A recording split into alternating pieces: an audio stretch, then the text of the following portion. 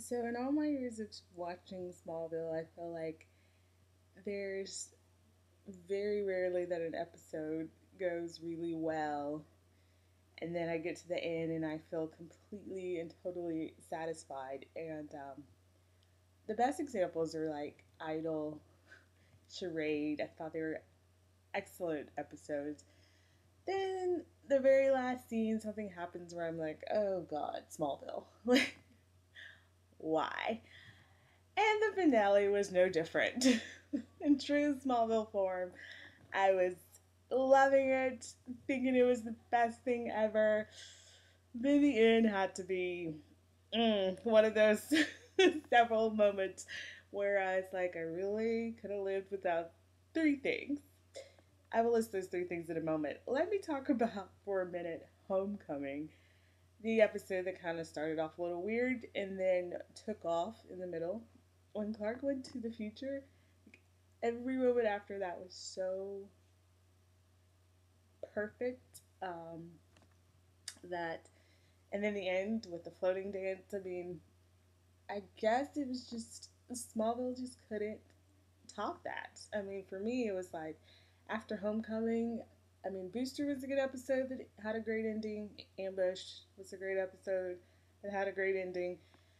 I also liked Prophecy all the way through. I had no complaints about Clark and Lois. So then we get to the finale. Let's talk about finale part two. Finale part two. There's three things at the end that kind of just like left me going, why Smallville? Why? Chloe says Superman. You know, anyone who's a Superman fan or a comic book fan knows that Lois is generally the one who names him. That was one thing. The other thing was Clark and Lois don't get married. Not only did they not get married, they had a wedding. It was interrupted. That was fine. We go to 7 years in the future. We could just see that they're married. They could have been wearing wedding rings. It didn't even have to be brought up. But they went out of their way to tell us that yes, they still aren't married 7 years later after Homecoming, which all these fans were like arguing with me that, oh yeah, they were married in Homecoming. They just didn't want Clark to know that from the past, and he shouldn't know that they're married. Blah blah blah. Crap crap crap. Like if you knew they were married in 2017, somehow that would tell him too much about his future. Like, give me a break. Obviously, things are gonna change based on what he does. So they aren't married. Stupid. So, Chloe saying Superman, them not being married. What was the third strike, you might ask? CGI. Really, people? I've seen tons and tons of fan videos and manips and mock-ups of Tom Welling's body on a fake super as Tom Welling's face on a fake Superman body. Did Smallville really have to go there?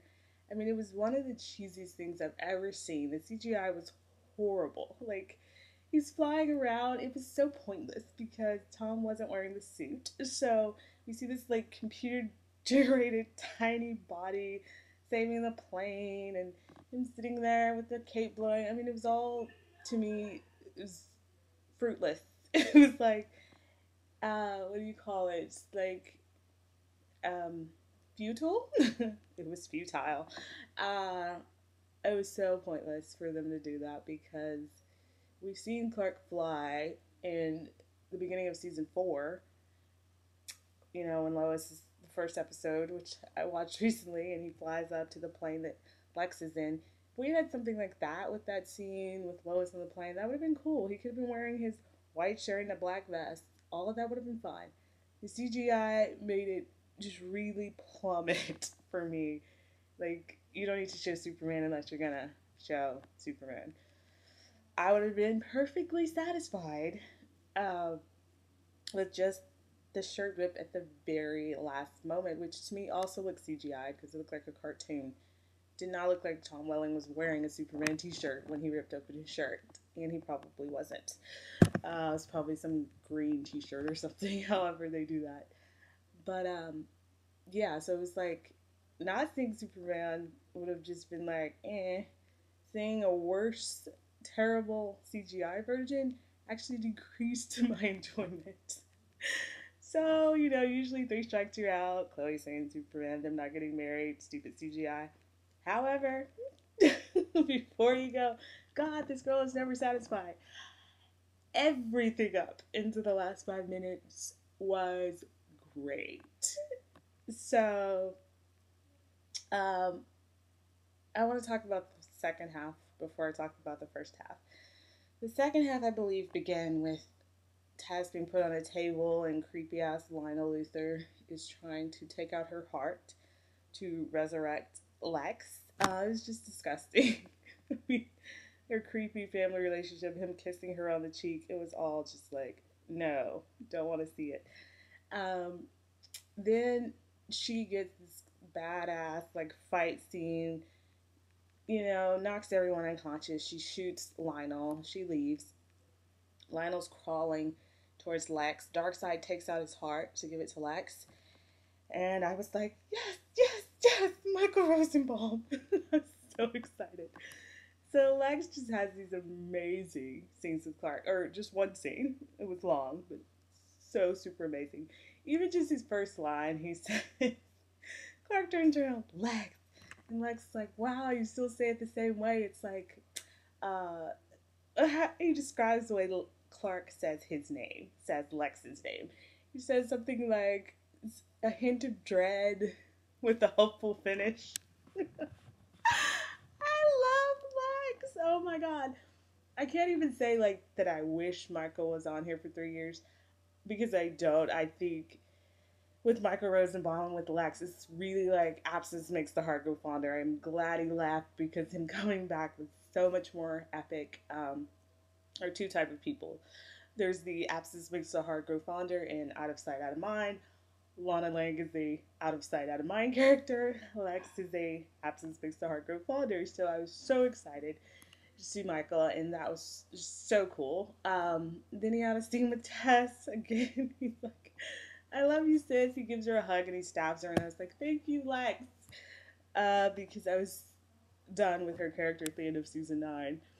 And I have gotten I haven't liked her since she joined Clark's team. Just such a watered down, whiny, whimpery, pathetic version of herself. Like when she tells Lex, I'll never get, there's something I'll never have. And he said, Clark? And I laughed out loud because I'm like, yeah, that's it, Tess. What you're never going to get. And she says redemption. So he said he wants to save her. And then she wipes Lex's memory with the neurotoxin. And I was like, okay. Like, I don't know. Maybe some people were upset about that. I thought it was awesome because I, for one, don't appreciate Lex knowing Clark's secret. Like, to me, that's too much for Lex to know. And after watching that, if you go back and watch the scene with him and Clark, he talks about how they're never going to change. They're always going to be on opposite sides. And he says, that's the thing, Clark, about memories. You can never forget them. And I really hadn't understood because I went back and watched the finale again. And I was like, wow, that was pretty deep, Lex's scenes are just beyond epic.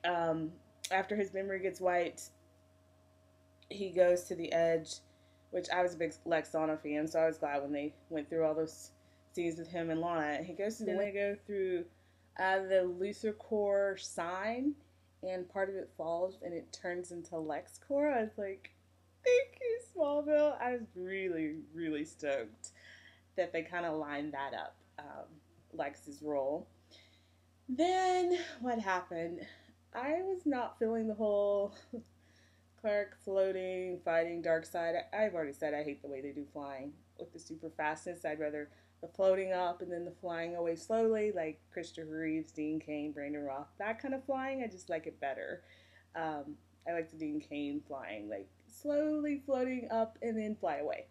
Anyway, what was so cool was when Clark has this moment where he's up in the air after DarkLionel throws him, and then they have like 10 years worth of scenes of him saving people and saving Lana and Chloe and Oliver and Lois. It was so, like, really that moment was just like, I felt like it was about Clark, but it was about Tom, and it was just really exciting to see, like, through all the crap, all the crap that Smallville has done. They've done some really great things, and it was really, really nice to get this moment of like Clark getting able to appreciate what he's done, because for so many years, especially before this final season, Clark has just had to live with this whole like dread over loss and sadness. It's just like so much been piled on him, and more and more and more, to where it's like he never just got to be happy and have this lightness with